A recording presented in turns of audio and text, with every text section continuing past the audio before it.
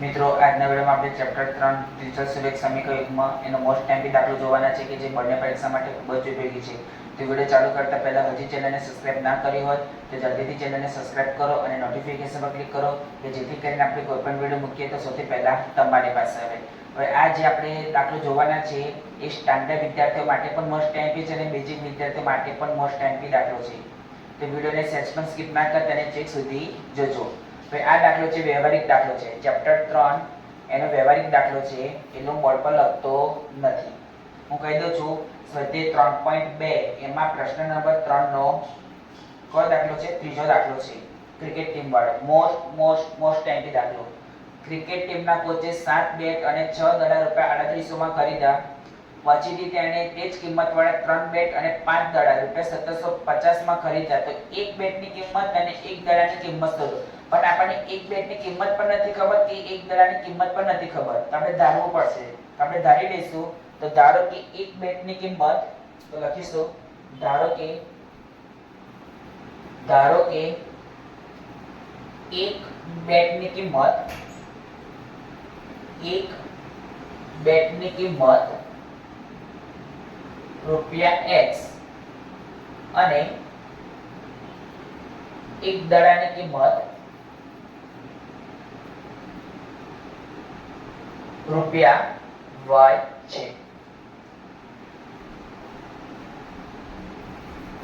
ચલો હવે શું કીધું છે કે 7 બેટ અને 6 દડા રૂપિયા 3800 માં ખરીદ્યા. રાઈટ. આપણે લખીશું કે આથી આપેલ માહિતી મુજબ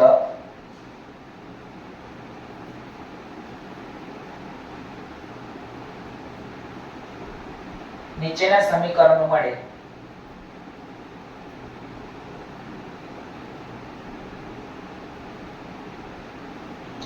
તો 7 બેટ અને 6 દડા રૂપિયા કેટલામાં ખરીદે છે? 3800 માં. તો 7 બેટની કિંમત 7x રૂપિયા વત્તા પછી કેટલા દડા છે? 6 દડા. તો 6 દડાની કિંમત 6y રૂપિયા બરાબર કેટલામાં ખરીદે છે? 3800 માં. આ સમીકરણ નંબર 1.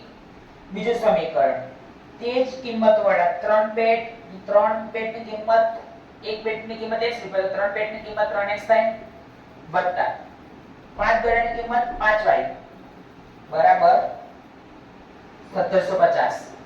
આ સમીકરણ નંબર 2. તો હવે આ દાખલો આપણને કીધું છે કઈ રીતે કરવાનો છે? આદેશની રીતે.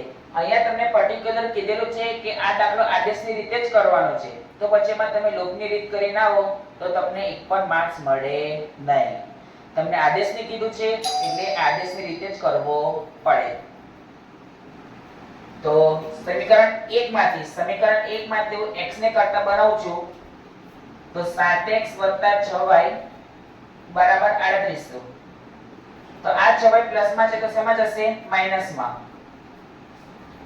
તો 7x બરાબર 3800 6y.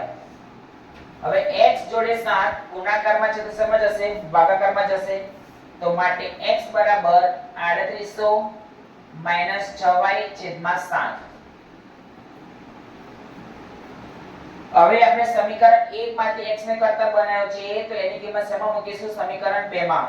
તો લખીશું કે x બરાબર 3800 6y છેદમાં 7 એ સમીકરણ 2 માં મૂકતા. તો જ્યાં x દેખાશે તે કેટલા મૂકીશું? 3800 6y છેદમાં 7. તો 3 ના 3 x ની જગ્યાએ 3800 6y છેદમાં 7 વત્તા 5y બરાબર 1750.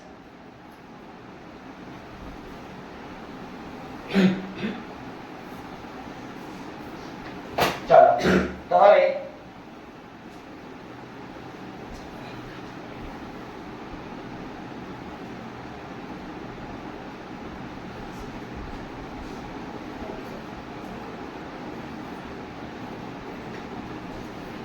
હેલો. ચાલો તો હવે શું કરીશું?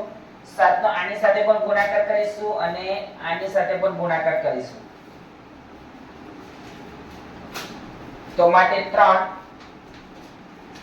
કૌંસમાં 3800 - 6y 7 × 5 = 35y બરાબર હવે 1750 ગુણ્યા 7 1750 ગુણ્યા 7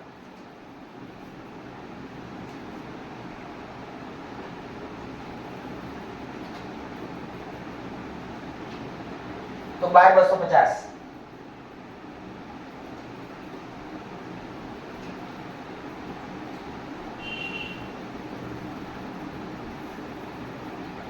તો માટે 3800 ગુણ્યા 3 તો 11400 માઈનસ 3 ચંક 18y વત્તા 35y બરાબર 1250 સોરી 12250 તો હવે આ 11400 પ્લસ માં છે તો શેમાં જશે માઈનસ માં તો 18y વત્તા 35y બરાબર 12250 માઈનસ 11400 તો પ્લસ માઈનસ તો 35 માઈનસ 18 કરીએ તો 17 એ પ્લસ કે માઈનસ તો 18 અને 35 માં મોટી સંખ્યા કઈ 35 એને તો પ્લસ નું ચિહ્ન છે એટલે પ્લસ 17y બરાબર 12250 માઈનસ 11400 તો 850 તો y બરાબર 850 છેદમાં 17 કેમ કે y જોડે 17 ગુણાકારમાં છે તો શેમાં જશે ભાગાકારમાં તો માટે y બરાબર 17 પંચા 85 ને 0 તો માટે y બરાબર 50 આને ખબર પડી હવે y બરાબર 50 જે આપણે x સ્વરૂપ બનાવ્યું છે એમાં આપણે મૂકીશું તો સ્ક્રીનશોટ પાડી લેજો બરાબર તો y બરાબર 50 છે એ આપણે જે x સ્વરૂપ શોધ્યું છે એમાં મૂકીશું તો આપણે વેલ્યુ મળી જશે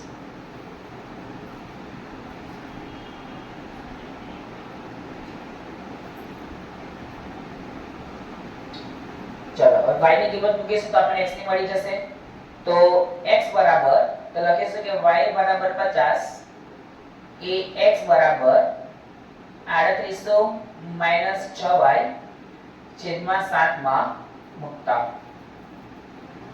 તો x બરાબર 3800 માઈનસ 6 y ની જગ્યાએ કેટલા 50 છેદમાં 7 તો માટે x બરાબર 3800 માઈનસ 5 30 ને 0 છેદમાં 7 સ્ક્રીનશોટ પાડી લેજો હું ભૂસી કાઢું છું ઓકે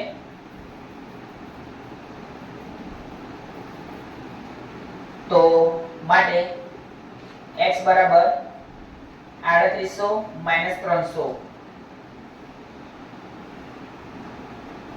તો 3500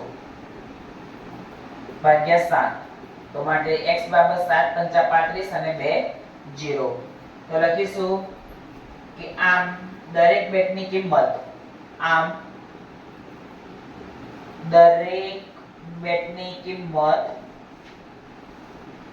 રૂપિયા 500 અને બીજું શું પૂછ્યું છે દરેક દડાની કિંમત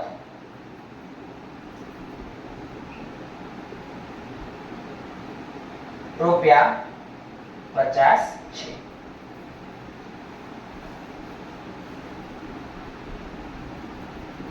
તો મિત્રો આજના વિડીયોમાં આટલું જ કાલે ફરી એક નવા વિડીયો સાથે મળીશું